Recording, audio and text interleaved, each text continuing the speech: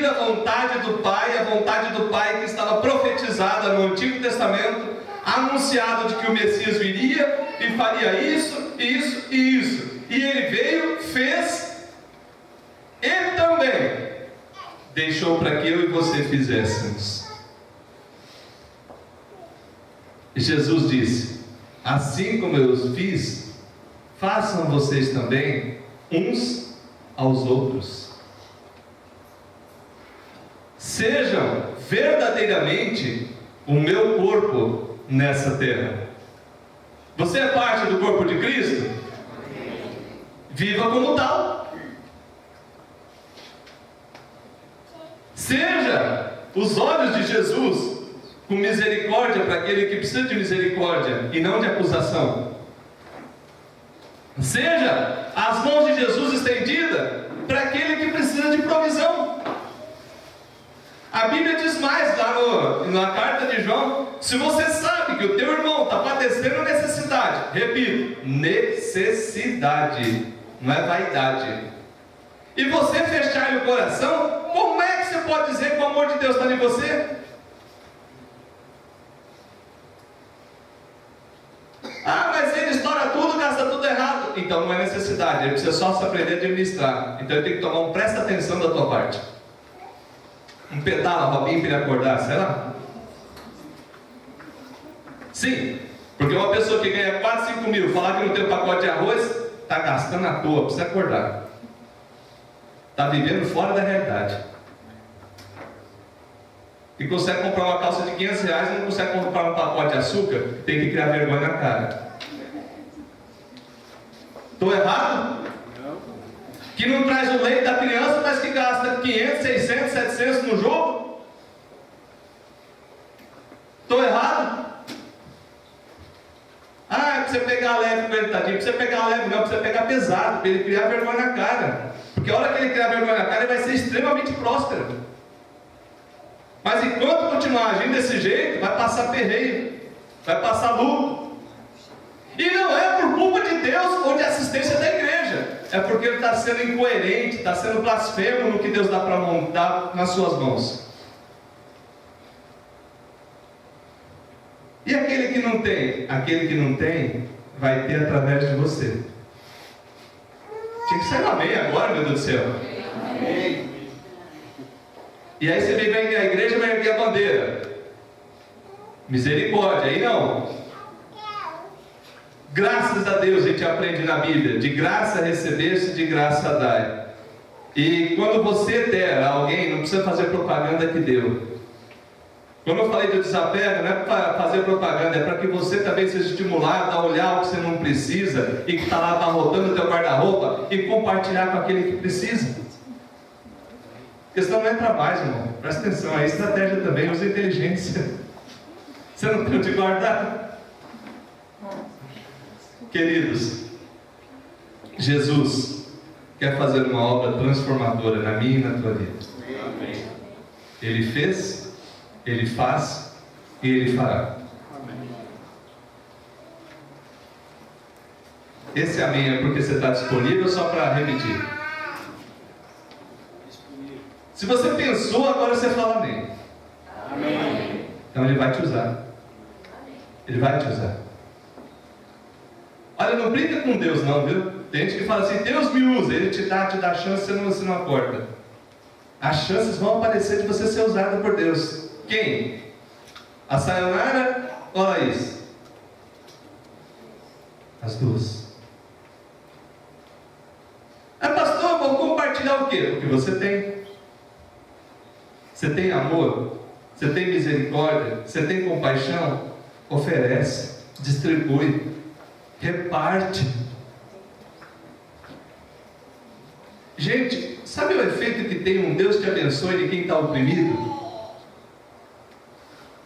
Não? De vez em quando, volte e meia, eu vou fazer teste aqui, porque só testando para você aprender. Chega no irmãozinho que está oprimido assim, ó. Deus te abençoe, tamo junto. Doeu? Gastou tua mão? Ofendeu a tua vida? Seja quem Jesus quer que você seja. Seja o que Jesus deseja de você. Para de ficar esperando esperando dos outros o que Deus quer que você faça. E aí, ninguém segura você, porque a glória do Senhor vai resplandecer na tua vida. Vai acontecer tanta coisa, você vai falar: meu Deus, eu posso ser tão usado assim? Pode. Seja disponível. Pastor, eu não tenho nada. Então você vai pedir assim: Deus, abre meus olhos, deixa eu enxergar tudo que o Senhor me deu. O Senhor me deu a vida, já tenho bastante. Eu vou compartilhar a vida, repartir com aqueles que precisam uma palavra de amor, uma palavra de esperança, uma palavra de correção, uma palavra de ânimo. Mas eu não vou reter, não vou segurar aquilo que Deus me deu, e vou fazer da minha vida bênção, e a igreja nossa uma bênção, e aonde estivermos vai chegar a bênção de Deus. Amém. Aleluia. Jesus é o pleno cumprimento da profecia, para que eu e você também sejamos o cumprimento da profecia de sermos o corpo dele nessa terra. Que Deus assim nos abençoe. Amém. Vamos orar? Fique em pé se você puder.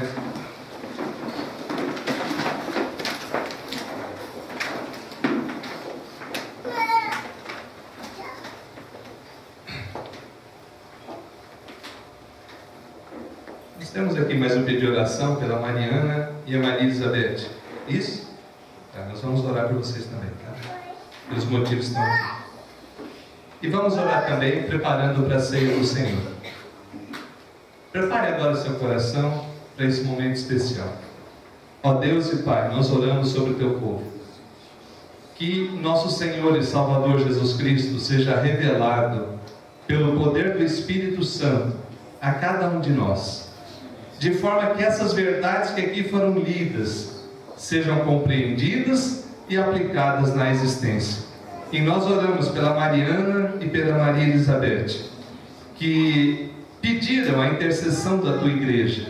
O Senhor sabe a razão, os motivos pessoais, particulares, mas pedimos a oração pela família, pelos negócios, por tudo aquilo que é necessário, meu Deus. Traga uma intervenção nessa família. Traga, Deus, uma nova realidade com a Tua bênção. E venha ao encontro, Deus, e faça algo novo, algo diferente, tremendo, que elas possam contemplar e saber que a Tua boa mão foi favorável. E agora, Deus, nos prepara para a ceia do Senhor. Esses elementos que aqui estão são pão e suco de uva. Mas pedimos, Deus, que venha avivar a nossa memória da dependência de Cristo Jesus, aquele que nos perdoa de pecados, aquele que nos dá a vida e vida eterna, que verdadeiramente nos ama e se importa conosco. Abençoe o Teu povo, Deus, e nos prepara para esse momento em Cristo Jesus. Amém. Poder sentar, irmãos? Boa noite, irmãos. Que a graça e a paz do Senhor Jesus estejam com todos vocês, com todo o povo de Deus, hoje e sempre. É uma bênção podermos estar reunidos, cultuar a Deus, prestar louvores, dar a honra que Ele merece. Nosso Deus merece ser honrado. Amém. Lembre-se sempre, um cristão não vem assistir um culto, ele vem prestar um culto. Se você ama a Deus, você não está para assistir o que eu vou falar, você está para ouvir a voz de Deus por intermédio da Bíblia Sagrada. E Deus vai falar contigo nessa noite. Amém. Eu creio. Porque o Deus que falou é o Deus que fala e é o Deus que falará. Porque Ele quer comunicar à tua vida coisas especiais, coisas que são necessárias você aprender. E aprendendo, desfrutar de algo maravilhoso de Deus na tua vida.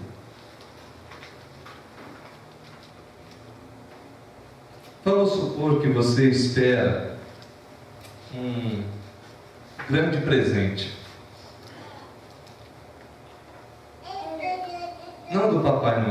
Papai do céu. Fica chateado, não, Papai Noel não existe. Se você ainda acredita nisso, desista dessa ideia, ele não existe. Mas o Papai do céu existe. Mas vamos supor que você espere receber um presente de algum familiar teu, seja pai, mãe, parente. Como que você vai saber se recebeu?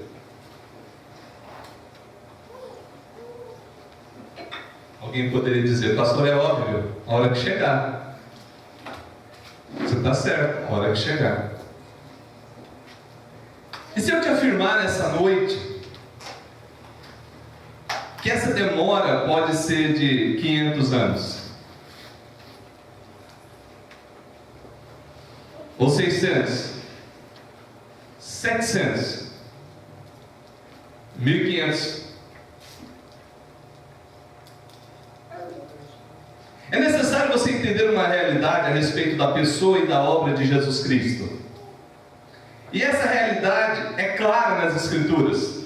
Ainda que não esteja o nome lá, Jesus Cristo, no Antigo Testamento, nós podemos ver claramente a pessoa e a obra do Senhor Jesus Cristo, o eterno Filho de Deus, no Antigo Testamento. Mas também nós podemos ver o Senhor Jesus sendo pré-anunciado desde Gênesis, quando a palavra de Deus diz que a semente da mulher esmagará a cabeça da serpente. Gênesis 3,15. Então nós percebemos que há uma revelação progressiva, mostrando que haveria de vir a essa terra, a nossa vida, um presente maravilhoso. E esse presente maravilhoso seria da parte de Deus Pai para nós. Jesus é o presente de Deus para nós, que não foi Papai Noel, nem Santa Claus, nada disso, que foi o Pai que o enviou. E enviou exatamente para que eu e você entendêssemos que o amor dele é real e verdadeiro. O amor de Deus não ficou só em palavras. Ele não é tipo um certo senhor que aparece nos shoppings aí que promete e não dá. Eu tinha uma bronca disso aí. Deus já me curou, mas eu tinha uma bronca. Falei, se um dia eu encontro com esse Papai Noel, eu vou dar um pega nele. Como que ele traz a bicicleta para o vizinho e não traz para mim? Porque me deixaram acreditar numa mentira. Mas você não precisa acreditar em mentira, você pode acreditar na verdade. Daquele que diz a verdade, daquele que te dá um presente, te promete um presente e de verdade entrega. De verdade chegou. Mas vejamos, sendo Jesus o cumprimento dessa promessa de um presente, nós não devemos buscá-lo só no Novo Testamento.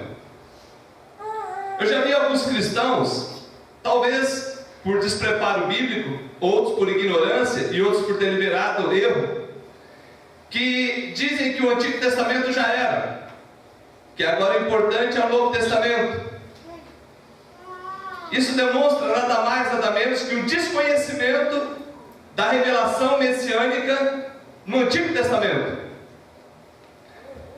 Inclusive, se alguém quiser se debruçar sobre um excelente livro nessa área, tem o livro do Dr. Van Groening, um livro dessa grossura, chamado Revelação Messiânica no Antigo Testamento. É um livro pesado, teológico, mas extremamente profundo, mostrando que o Antigo Testamento está cheio de Jesus pré-figurado e pré-anunciado. Mas hoje nós vamos nos deter a alguns detalhes dessa profecia a respeito da vinda do Messias. A palavra Messias em hebraico é a mesma palavra Cristo em grego, e ambos significam ungido, que para nós, na nossa cultura, também não quer dizer muita coisa, mas na cultura judaica significa aquele que viria da parte de Deus e libertaria o povo de Deus. Por isso que o Messias era tão esperado pelos judeus. Por isso que o Messias para nós, que é o Cristo que retorna, é tão esperado pelos cristãos. Mas vejamos, Mateus capítulo 11.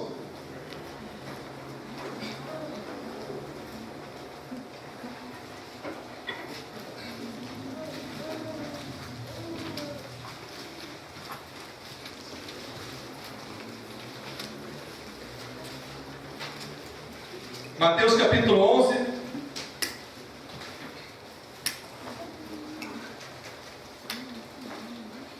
do versículo 1 ao versículo de número 6.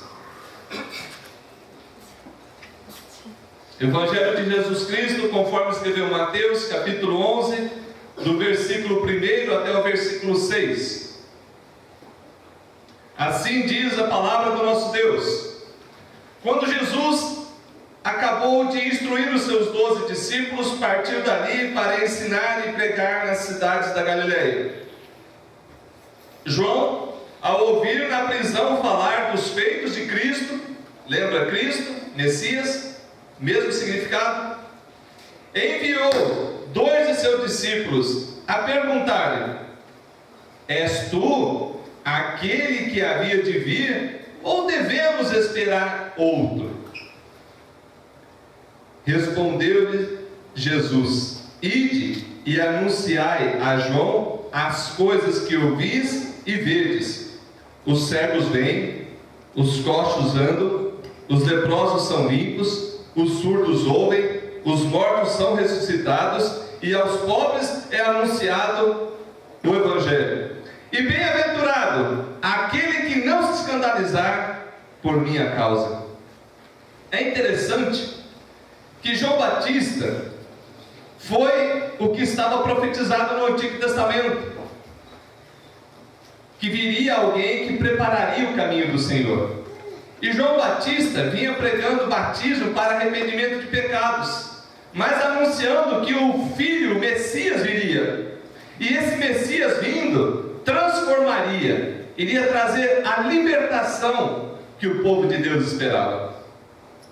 Ao ouvir, estando preso, de que tinha alguém que fazia as coisas que ele esperava, ele ficou na dúvida e mandou perguntar: Jesus, você, Jesus, é o Messias? E ao invés de Jesus simplesmente dizer para ele: sim, sou eu, ele fez outra coisa. Ele disse mais uma profecia. Deixa marcado o Evangelho de Mateus e vamos lá em Isaías 35.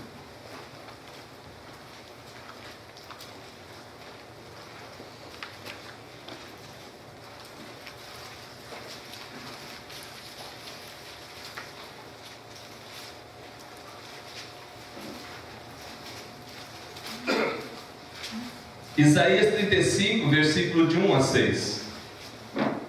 De certo modo, o que Jesus estava anunciando para João não foi um simples "eu sou". Foi uma referência, ainda que falada de forma indireta, do texto do profeta Isaías, que foi escrito aproximadamente 700 anos antes da vinda de Cristo, do nascimento do nosso Senhor e Salvador. Diz lá em Isaías 35: o deserto e os lugares secos se alegrarão, o ermo exultará e florescerá como a rosa, abundantemente florescerá e exultará de alegria e romperá em cânticos. A glória do Líbano se lhe deu, a excelência do Carmelo e Saron. Eles verão a glória do Senhor e a excelência do nosso Deus. Fortalecei as mãos fracas, firmai os joelhos trementes. Dizei aos turbados de coração: esforçai-vos, não temais. O vosso Deus virá com vingança, com recompensa divina, ele virá e vos salvará. Então os olhos dos cegos se abrirão, e os ouvidos dos surdos se destamparão. Então os coxos saltarão como o servo, e a língua dos mudos cantará. Águas arrebentarão no deserto, e ribeiros no ermo. Percebam que o Senhor Jesus Cristo, ao mandar uma resposta para João, ele está mandando uma resposta clara: eu sou o cumprimento da profecia. Aproveite que você está já no livro de Isaías, vai mais um pouquinho para frente, Isaías 61. Isaías 61.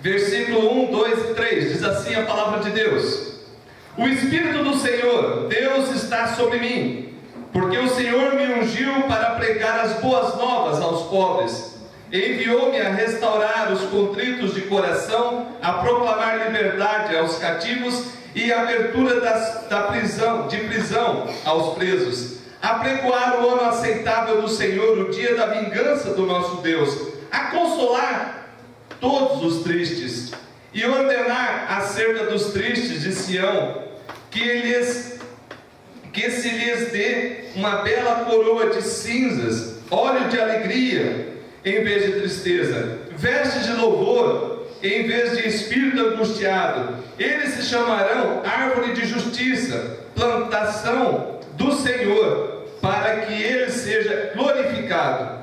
Vai agora de novo para o Novo Testamento, Lucas capítulo 4.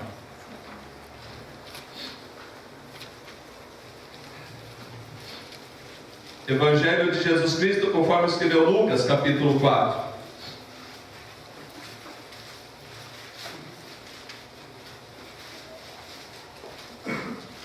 Versículo 18 a 21.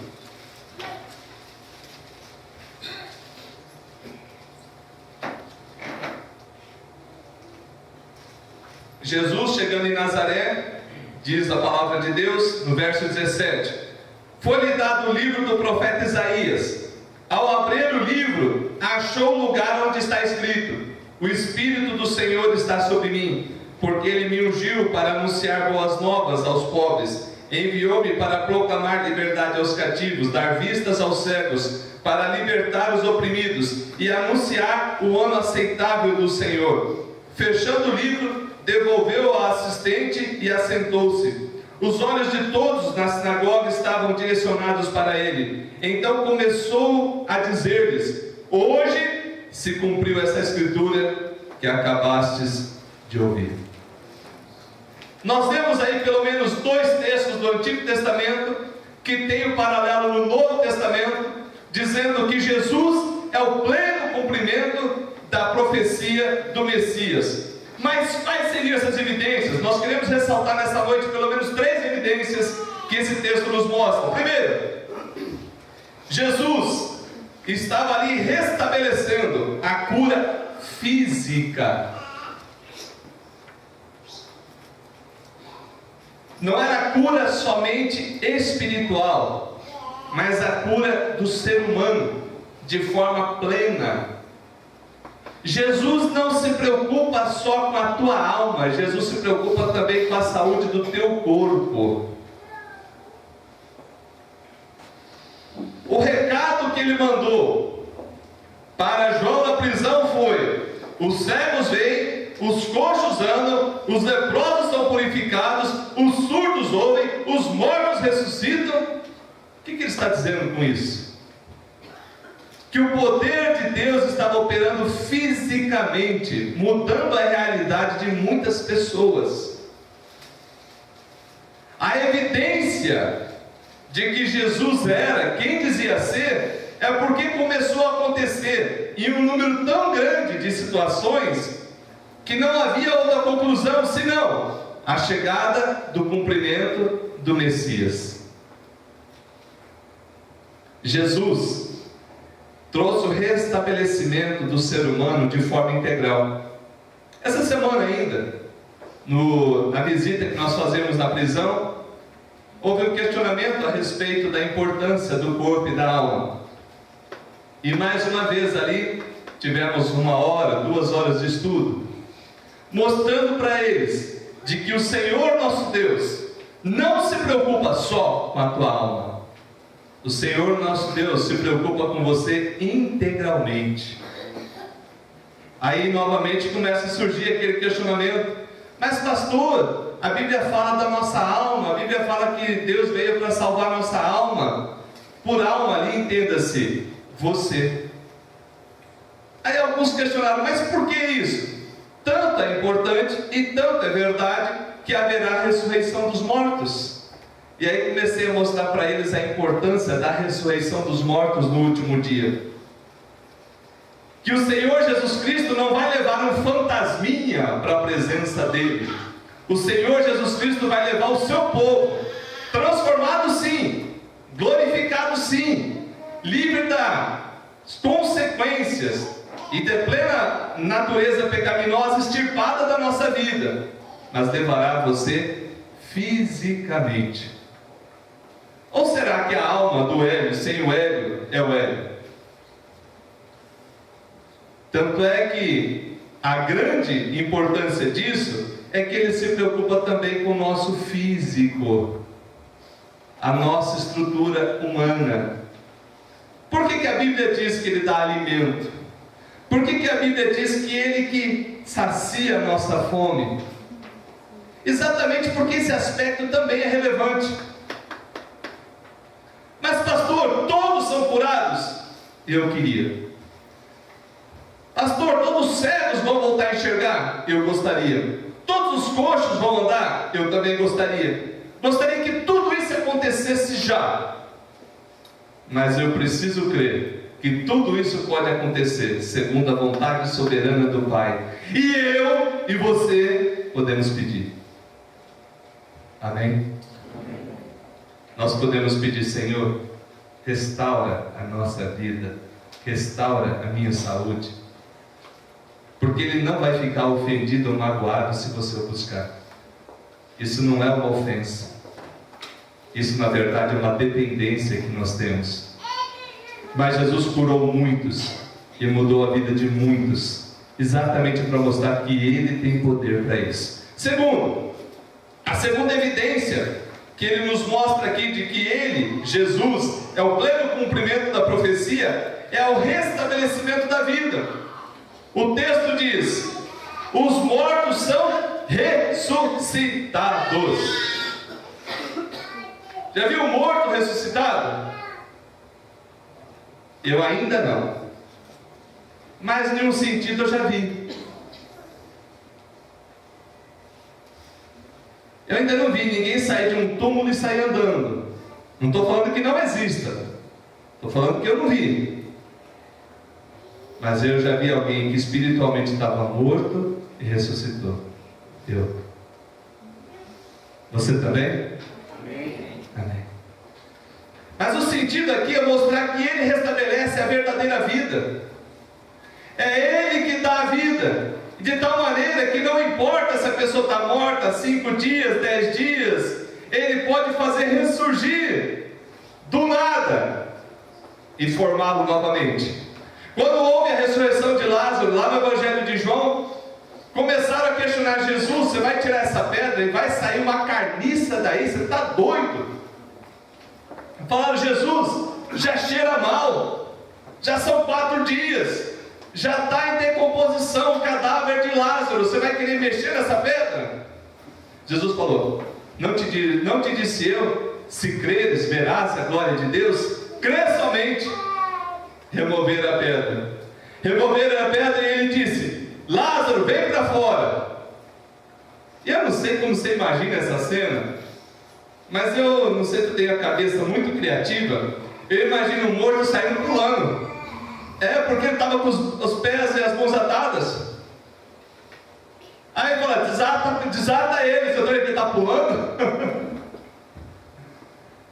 Gente, que tremendo. Lázaro podia sair de lá andando normalmente, né? Mas Jesus deixou aquilo lá para mostrar: ele acabou de ressuscitar. Ressuscitou agora, não estava brincando de morto lá dentro, não. Porque Jesus disse: eu sou a ressurreição e a vida. Aquele que crê em mim, ainda que morra, viverá. E aquele que crê em mim não morrerá eternamente. Jesus é o pleno cumprimento da profecia, porque Ele é a própria vida. Ele dá vida, Ele restaura a vida. Não só na questão daquele que estava morto fisicamente e reviveu fisicamente, mas daqueles que, mortos espiritualmente, precisam se encontrar com Deus, ter um encontro que venha trazer uma nova realidade de existência, que eu precisava, você talvez um dia precisou, mas todos nós continuamos precisando. Eu preciso da vida que Deus dá. Eu quero essa ressurreição que Ele me oferece. De cada dia viver para Deus e morrer para mim mesmo. Em que sentido é isso, pastor? No sentido de que tudo aquilo que não agrada a Deus eu possa deixar para trás, e aquilo que agrada a Deus, que é bom, perfeito e agradável, venha acontecer, e naquilo que compete a mim, fazer acontecer nessa existência. Jesus é o pleno cumprimento da profecia. Em terceiro, porque as boas novas são anunciadas aos pobres. Meu irmão, se ser pobre, desprovido de numerária e abundância, é um nome chique que eu dou para pobre. Eu, por exemplo, nunca fui pobre, eu só fui desprovido de numerária e abundância momentaneamente. Até a pessoa entender, já passei por rico. Eu só não tenho grande espécie, uma grande quantia, mas eu não sou pobre. Nunca fui. Porém, se hoje é difícil você não ter muito numerário, naquela época era pior. Não tinha tipo de bolsa nenhuma. Talvez bolsa pedrinha, que você pegava as pedrinhas e saia tacando, para ver se pegava algum bicho. Pegava um passarinho, matava e comia. Mas a coisa era pior. Se você não tinha condições, você dependia de esmola, de favor de alguém, de que alguém te contratasse, pelo menos para te dar comida. E vou falar um negócio: em algumas situações era um grande favor que te fazia manter você escravo. Pelo menos você ia ter comida. Em determinadas situações, ser escravo era um grande negócio, porque geralmente os donos do escravo queriam que ele tivesse vigoroso, então pelo menos comida dava. Qualquer semelhança com a nossa realidade é mera verdade. Adiante. As boas novas eram anunciadas aos pobres. Que boa nova! Que boa nova! A boa nova é que Deus se preocupa até com os desprovidos de numerário em abundância. As boas novas que Deus olha do céu e vê o necessitado. As boas novas de que o Senhor Jesus chegou para aqueles que todo mundo desprezava e sentou com eles. Gente, eu fico imaginando Jesus indo num bater uma laje na favela. Eu tenho certeza que Jesus ia bater uma laje, sem problema. Você não sabe o que é isso? Não tem, né? Em São Paulo tem muito costume do seguinte: a casa está em construção, aí o pessoal fala: domingo vai ter uma feijoada, então você já sabe, vai bater laje. Depois de bater a laje é você virar a amassada de concreto, encher a laje, e na hora do almoço vocês fazem uma feijoada para aqueles que estão ali ajudando. Eu não tenho dúvida que Jesus ia estar lá junto batendo uma laje. Nenhuma dúvida. Eu não tenho dúvida que Jesus ia pegar a fila do SUS. Falar: eu podia até te curar, mas vamos bater um papinho aqui? Tem uma boa mensagem para você. Que mensagem? De que existe um projeto de Deus e que te dá vida e perdão. E quem é? Sou eu. Você? Sim, eu. Eu imagino Jesus em fila do SUS, Jesus não se aproximando daqueles que talvez você não se aproxima. por puro preconceito. Fica tranquilo, pobreza não pega não, viu?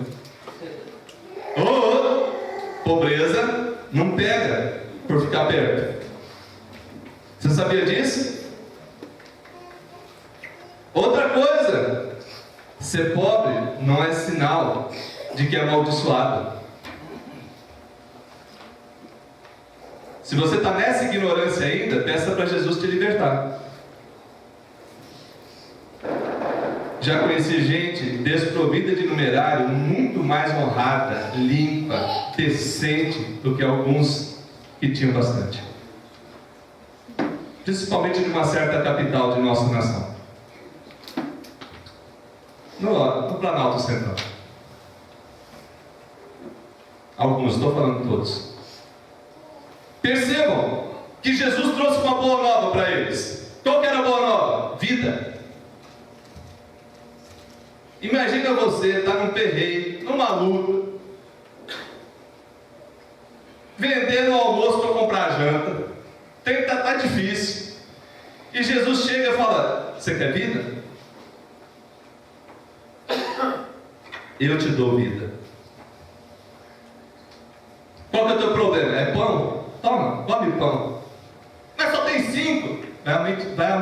Esses 5 vai alimentar uma multidão. Só tem 2 peixinhos. Um monte de gente vai comer. Porque Jesus olha com misericórdia para aquele que não tem. E vou te falar outro negócio. Você que está de boa aí achando que Jesus também usa o princípio da transferência. Eu estou prometendo pregar sobre isso, ainda não preguei, mas ainda vou pregar, calma. Tudo é dele e ele transfere para quem ele quiser. Fique esperto. Se tudo é dele e você é dele, deixa ele te usar. Porque muitas vezes ele quer, através de você, abençoar aquele que tem menos. De forma que não falte para você, mas também não falte para ele. De forma que Jesus se torna visível hoje, através de mim e através de você.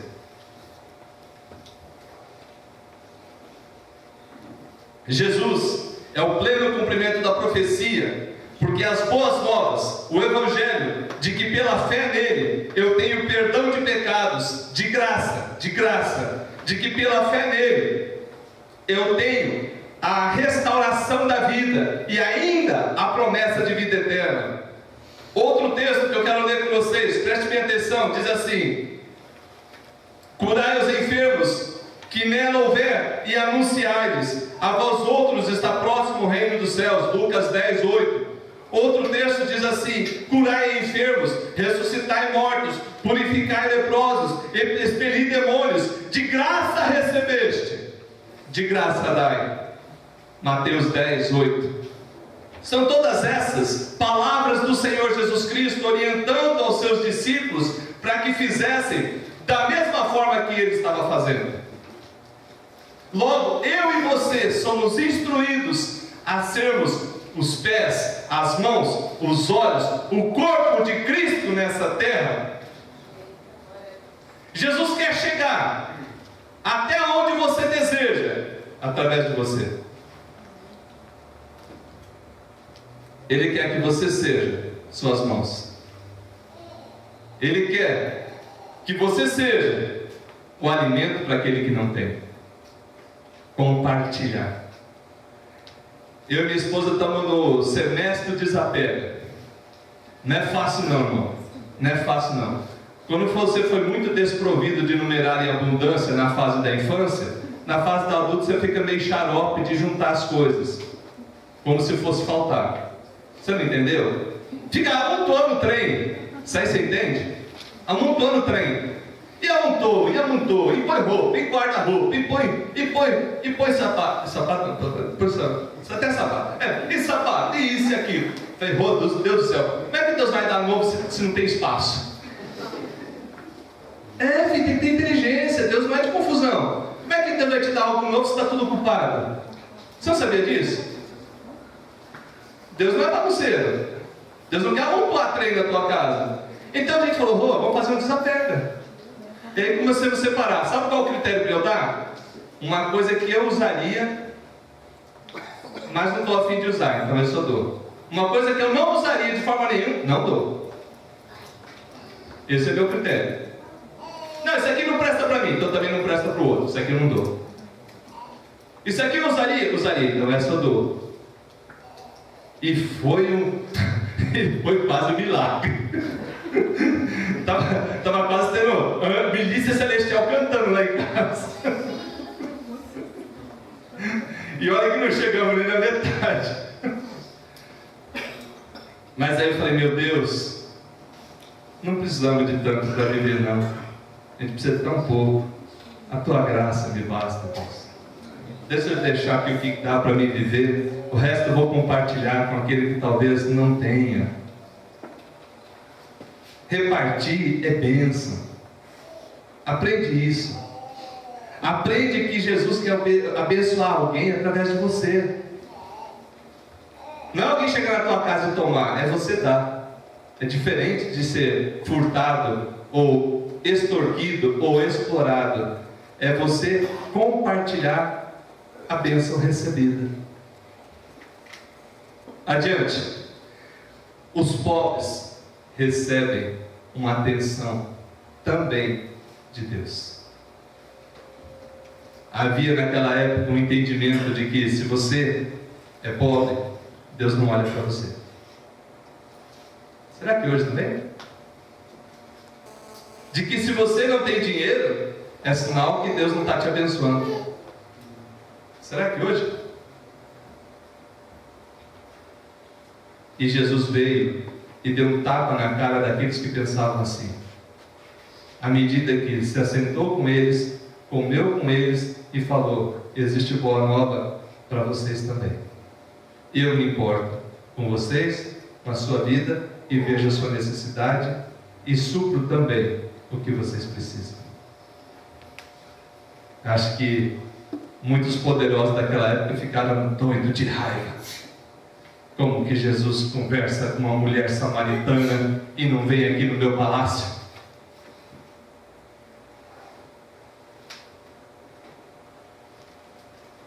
E nós que às vezes só queremos ir para os palácios e não conversamos com a mulher samaritana. Encerrando. O que fazemos com essa mensagem?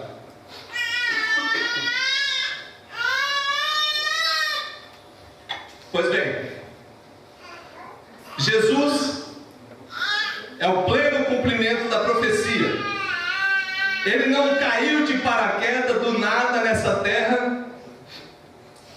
Ele não veio aqui inventando história.